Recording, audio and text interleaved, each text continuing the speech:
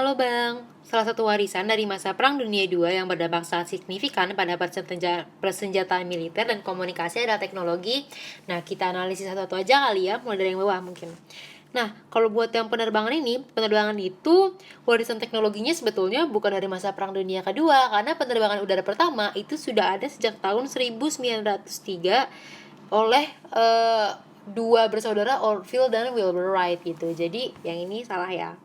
Kemudian yang D, radio. Nah, radio ini merupakan salah satu teknologi pada masa Perang Dunia Kedua, dan dia itu pada masa Perang Dunia Kedua digunakan untuk memberikan perintah dan berkomunikasi antara angkatan darat dan angkatan laut. Dimana contohnya Jerman menggunakan komunikasi radio ini untuk mengirim pesan diplomatik.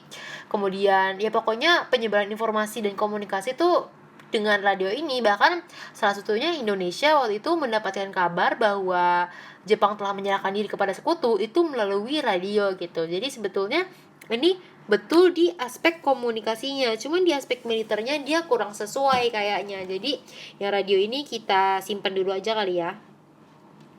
Kemudian buat yang C, yang roket. Nah, roket itu memang salah satu penemuan pada masa Perang Dunia Kedua. Tapi di sini yang diminta adalah persenjataan militer dan juga komunikasi nih. Jadi kayaknya kurang cocok ya kalau roket. Jadi yang ini salah karena dia lebih untuk sebagai kajian sains kalau nggak sebagai alat transportasi mungkin ya. Kemudian yang B, transistor. Nah, transistor ini adalah alat komunikasi radio yang dikembangkan untuk kepentingan militer pada Perang Dunia Kedua sebagai alat komunikasi pergerakan pasukan. Jadi bisa dibilang transistor ini adalah radio yang memang dibuat untuk militer gitu. Nah, transistor ini itu dulu pada Perang Dunia Kedua digunakan sebagai alat komunikasi untuk mengomunikasikan pergerakan pasukan dan juga mengkoordinasikan posisi kedudukan personel gitu.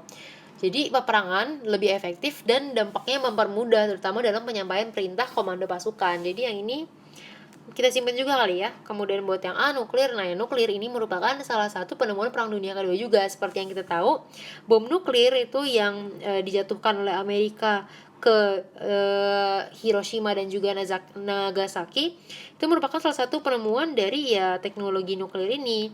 Dimana nuklir itu kan berarti reaksi inti atom ya yang menghasilkan ledakan gitu. Tapi kayaknya kurang cocok ya buat komunikasi. Kalau buat persenjataan militer mungkin bisa benar gitu.